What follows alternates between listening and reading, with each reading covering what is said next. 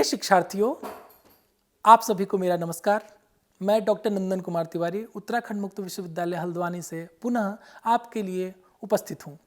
शिक्षार्थीगण, आप सभी माध्यमिक कक्षा पाठ्यक्रम के अंतर्गत संस्कृत व्याकरणम विषय में संज्ञा प्रकरणम ज्ञान को अर्जित कर रहे हैं। संज्ञा प्रकरणम एक पाठ के तृतीय भाग में आप सभी का हार्दिक पुनः स्वागत एवं अभिनंदन है। शिक्षार्थियों, अब तक आपने वर्णों के उच्चारण स्थान, माहेश्वर सूत्र और उसका प्रयोजन और उससे कैसे प्रत्याहार बनता है और उपदेश क्या है आदि इत्यादि समस्त विषयों का अवलोकन, अध्ययन और वीडियो के माध्यम से ज्ञान प्राप्त कर चुके हैं। अब आप उसी के अगले कड़ी में यहाँ पे व्याख्यान के लिए सादर स्वागत है आपका। शिक्षार्थियों, सूत्रार्थः कस्य सूत्रार्थः तर्हि आदिरन्तेन सहिता। आदिरन्तेन सहिता एकं सूत्रम् अस्ति, तस्यार्थः किम् अन्तेन इता सह आदि मध्यगानां स्वस्य च संज्ञा भवति। अब आप सूत्रों के बारे में यहाँ से जानने का प्रयास करेंगे। तो सबसे पहला सूत्र है वहाँ पे आदिरन्तेन सहिता। जिस सूत्र का अर्थ क्या है? अन्तेन इता सह आदि मध्यगानां स्वस्य च संज्ञा भवति। अस्य सूत्रस्य व्याख्या कियन्मितम् इदं सर्वप्रथमं विदितमस्ति यत् इदं संज्ञासूत्रं सूत्रेऽस्मिन् चत्वारि पदानि सन्ति। आदिः अन्येन सह इता इति पदच्छेदः। आदिः इति प्रथमायाम् एकवचने रूपम् अर्थात् आदिः इति प्रथमैकवचनान्तं पदम् अन्तेन इति तृतीयायाम् एकवचने रूपम् अर्थात् अन्तेन इति तृतीयैकवचनान्तं पदम् सह इति अव्ययपदम् इता इति इत शब्दस्य तृतीयाम् एकवचने रूपम् अर्थात् इता इति तृतीयैकवचनान्तं पदम् यस्मात् पूर्वं नास्ति स आदिः। आदिः नाम किम्? यस्मात् पूर्वं नास्ति स आदिः, यस्मात् परं नास्ति सः अन्तः, अन्ते भवः अन्त्यः। स्वं स्वं शब्दस्य शब्दसंज्ञा इति सूत्रात् स्वम् इति प्रथमान्तं पदम् अनुवर्तते। षष्ठन्ततया परिणामते च अन्तेन इता सह आदिः स्वस्य इति अन्वयः। इदं सूत्रं संज्ञा प्रकरणे पठितम्, अतः संज्ञा इति पदम् आनेतुं शक्यम्। तदा पदानि भवन्ति। अन्तेन इता सह आदिः स्वस्य संज्ञा भवति। उदाहरणार्थम् अण्, इण्, अच्, हल् इति। प्रत्ययः। प्रत्ययः नाम किं? प्रत्यय शब्दस्य बहुलप्रयोगः व्याकरणे अस्ति, अतः तस्य ज्ञानं नूनम् आवश्यकम्। रामः इति शब्दः अस्ति, अस्मिन् राम सु इति विभागः अस्ति। तत्र राम इति प्रकृतिः, सु इति प्रत्ययः। रामसु इति विभागः यदि क्रियते तर्हि तत्र राम इति प्रकृतिः, सु इति प्रत्ययः। राम इति शब्दे अपि रम घञ् इति विभागः अस्ति। तत्र रम धातुः हि प्रकृति अस्ति, घञ् प्रत्ययः अस्ति। अतः रामः इति शब्दे प्रत्ययद्वयम् अस्ति, प्रकृतिद्वयं चास्ति। तथापि यदा सु इति प्रत्ययः मन्यते तदा राम इति एव प्रकृतिः। यतोहि राम इति शब्दम् उद्दिश्य सुप्रत्ययः विधीयते। यदा तु घञ् इति प्रत्ययः मन्यते तदा तस्य प्रकृति रम इति धातुः एव। यतोहि रम इति धातुम् उद्दिश्य घञ् इति प्रत्ययः विधीयते। इत्थं तत्र तत्र प्रकृति प्रत्यय विभागः करणीयः। अत्र पाणिनिमुनिः अष्टाध्याय्यं प्रत्ययः इति अधिकारसूत्रं कृतवान्। तस्मिन् अधिकारे ये विहिताः ते प्रत्ययाः इत्यपि अवधेयम्, परन्तु अधिकारादि ज्ञानं विना तद्बोद्धुं न शक्यते। अतः अस्य ज्ञानस्य आवश्यकं, परमावश्यकम्। अथ च इत संज्ञक सूत्राणि कानि उक्तानि। उपदेशे अजनुनासिक इत 1, 3, 2। उपदेशे यह अनुनासिकः अच तस्य इत संज्ञा भवति। सूत्रम नाम किम उपदेशे अजनुनासिक इत अभिप्रायः उपदेशे यह अनुनासिकः अच तस्य इति संज्ञा भवति कारणमिदम् इति इत्यत्र इत संज्ञक सूत्राणि ज्ञायन्ते।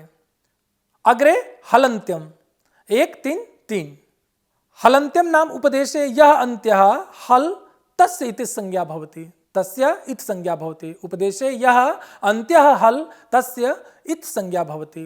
अग्रे न विभक्तौ तुस्माः अग्रे आदि रीटुडवः अग्रे शः प्रत्ययस्य अग्रे चूटु अग्रे लशक्वत्तद्धिते अग्रे तस्य लोपः अयमेव 1 2 3 4 5 6 7 8 सूत्राणि इत संज्ञकः जायन्ते।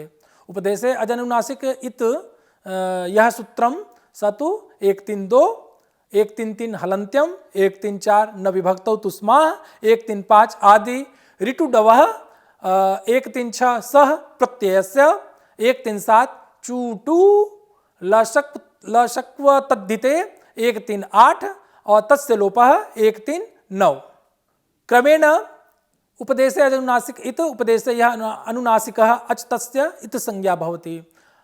एवं प्रकारेण हलन्त्यम उपदेशे यह अन्त्यः हल तस्य इत संज्ञा भवति। न विभक्तौ तुस्माः उपदेशे विभक्तौ प्रत्यये हल वर्णाः तुस्माः इतः न भवन्ति। प्रथमा बहुवचनम् अत्र इतः प्रथमा बहुवचनम् आदि ऋटुडवः उपदेशे आदयः ऋटुडवः इतः भवन्ति। शः प्रत्ययस्य उपदेशे प्रत्ययस्य आदि यः सवर्णः तस्य इत संज्ञा भवति। चूटु उपदेशे प्रत्ययस्य आदि चू टू इतौ भवतः इतौ प्रथमा द्विवचनम्। लशक्वत्तद्धिते उपदेशे अतद्धिते प्रत्ययस्य आदि लशुक इति इत भवति। तस्य लोपः तस्य इतः लोपः भवति इतः षष्ठी एकवचनं जायन्ते। एते इत संज्ञक सूत्राणि सन्ति। अग्रे अदर्शनं लोपः संज्ञा प्रकरणे भागेस्मिन् अदर्शनं लोपः उकालो ह्रस्व दीर्घ प्लुतः उच्चैरुदातः नीचैरनुदातः समाहार स्वरितः एते प्रमुख सूत्राणि अपि सन्ति। अतः अस्यां व्याख्याम् आवश्यकम् अस्य ज्ञानं परमावश्यकं वर्तते। अदर्शनं लोपः नाम किं प्रसक्तस्य उच्चारण अभावः लोपसंज्ञः भवति। प्रसक्तस्य उच्चारण अभावः लोपसंज्ञः भवति। इदं संज्ञासूत्रम्। अस्मिन् सूत्रे द्वे पदे स्तः न दर्शनम् अदर्शनम् इति नै तत्पुरुषः समासः भवति। अदर्शनम् अस्य शब्द अत्र समासः केन निमित्तं नै तत्पुरुषः समासः। दर्शन शब्दस्य ज्ञानं किम् अर्थः दर्शन शब्दस्य ज्ञानम् अर्थः तथापि अत्र उच्चारण अभावः इत्यर्थः। अनेन सूत्रेण उच्चारण भावस्य लोपः इति संज्ञा भवति। अनेन सूत्रेण उच्चारण अभावस्य लोपः इति संज्ञा भवति। उकालो ह्रस्व दीर्घ प्लुतः वाम उच्चारणस्य कालः इव उच्चारणस्य कालः यस्य अचः स्वरस्य सः अच क्रमात् ह्रस्व संज्ञः दीर्घ संज्ञः प्लुत संज्ञः स्यात्। इदमपि संज्ञासूत्रम्।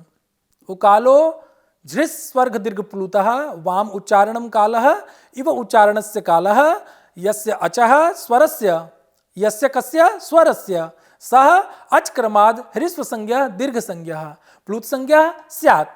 इदमपि संज्ञासूत्रम्। उच्चैरुदातः तालवादिषु सभागेषु ऊर्ध्वभागे निष्पन्नः अच उदात्त संज्ञः भवति। इदं संज्ञासूत्रम्। नीचैरनुदातः तालवादिषु सभागेषु अधोभागे निष्पन्नः अच अनुदात्त संज्ञः भवति। नीचैरनुदातः कियन्मितं ज्ञायते तालवादिषु सभागेषु अधोभागे निष्पन्नः अच अनुदात्त संज्ञः भवति। समाहारः स्वरितः उदात्तत्वम् अनुदात्तत्वम् इति द्वौ वर्णधर्मौ यस्मिन् अचि समाह्रियते सः अच स्वरित संज्ञः भवति। इदम् अपि संज्ञासूत्रं भवति। संज्ञा प्रकरणे एतानि प्रमुख सूत्राणि सन्ति। अस्य ज्ञानस्य अपि परमावश्यकम्। अदर्शनं लोपः उकालो झस्व दीर्घ प्लुतः उच्चैरुदातः नीचैरनुदातः समाहारः स्वरितः। अयमेव प्रकारेण भवतः ज्ञातव्यं यत् संज्ञा प्रकरणे प्रमुख ये सूत्राणि सन्ति तानि कानि, अथ च तस्य व्याख्या कियन्मितं, तस्य परिभाषा कियन्मितं, तस्य स्वरूपं कियन्मितं च अपि अवगतम्। अग्रे अस्य पाठ सारांश रूपेण यदि जायन्ते तर्हि संस्कृत भाषायां 64 वर्णाः सन्ति इति प्रसिद्धाः। तस्मिन् लकारः अनुस्वारः द्वौ जिह्वामूलीयौ द्वौ उपध्मानीयौ अपि अन्तर्भवन्ति। वर्णमालायाः यः नैसर्गिकः क्रमः सकेन आयोजितः इति तु न ज्ञायते, परन्तु सः अतीव वैशिष्ट्यपूर्णः अस्ति। प्रथमं स्वराः, ततः परं व्यञ्जनानीति बहूनि वैशिष्ट्यानि सन्ति। अग्रे सारांशरूपेण ज्ञायते यत् लघुना उपायेन व्याकरणस्य सूत्राणि रचयितुं पाणिनिमुनिः महेश्वरात् 14 सूत्राणि लब्धवान्। तान्येव माहेश्वरसूत्राणि। तेषु प्रतिसूत्रं यः अन्तिमं वर्णः स इत्संज्ञकः भवति, तस्य सहायेन प्रत्याहाराः निर्मीयन्ते। अग्रे यत् सारांशरूपेण भवति तत् त्रिभिः मुनिभिः उक्ताः प्रत्ययादयः उपदेशाः कथ्यन्ते। तेषु उपदेशेषु केचित् वर्णाः इत्संज्ञा लभन्ते। इत्संज्ञा विधायकानि 7 सूत्राणि सन्ति। तैः सूत्रैः विविधानां वर्णानां वर्णसमुदायानां वा इत्संज्ञा क्रियते। प्रसक्तस्य शब्दस्वरूपस्य उच्चारण अभावः व्यवहाराभावः वा लोपः भवति इति अदर्शनं लोपः इति सूत्रस्यार्थः। प्रसक्तस्यादर्शनं लोपसंज्ञं स्यात्। प्रसक्तस्यादर्शनं लोपसंज्ञं स्यात्। प्रसक्तस्य शब्दस्वरूपस्य उच्चारण अभावः व्यवहार अभावः वा लोपः भवति इति अदर्शनं लोपः इति सूत्रस्यार्थः। यस्य वर्णस्य उच्चारणाय मुखेन सह नासिकायाः अपि व्यवहारः भवति स वर्णः अनुनासिकः कथ्यते इति मुखनासिका वचनोनुनासिका इति सूत्रस्यांशः। यस्य वर्णस्य उच्चारणाय मुखेन सह नासिकायाः अपि व्यवहारः भवति स वर्णः अनुनासिकः कथ्यते इति मुखनासिका वचनोनुनासिकः इति सूत्रस्यांशः भवति। प्रिय शिक्षार्थियों, अब तक आप सभी ने यह जान लिया है कि माहेश्वर सूत्र कौन कौन से हैं। माहेश्वर सूत्र के अंतर्गत जो अंतिम वर्ण है वह इत संज्ञक कैसे है, और इत संज्ञक विधायक सूत्र कौन कौन से हैं और प्रधान रूप से कौन कौन से हैं, उसको भी आप सभी ने अब तक समझ लिया है।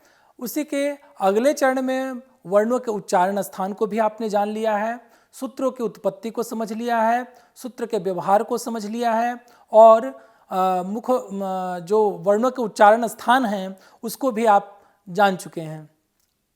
अतः अब इसके संज्ञा प्रकरण के अगले चरण में पुनः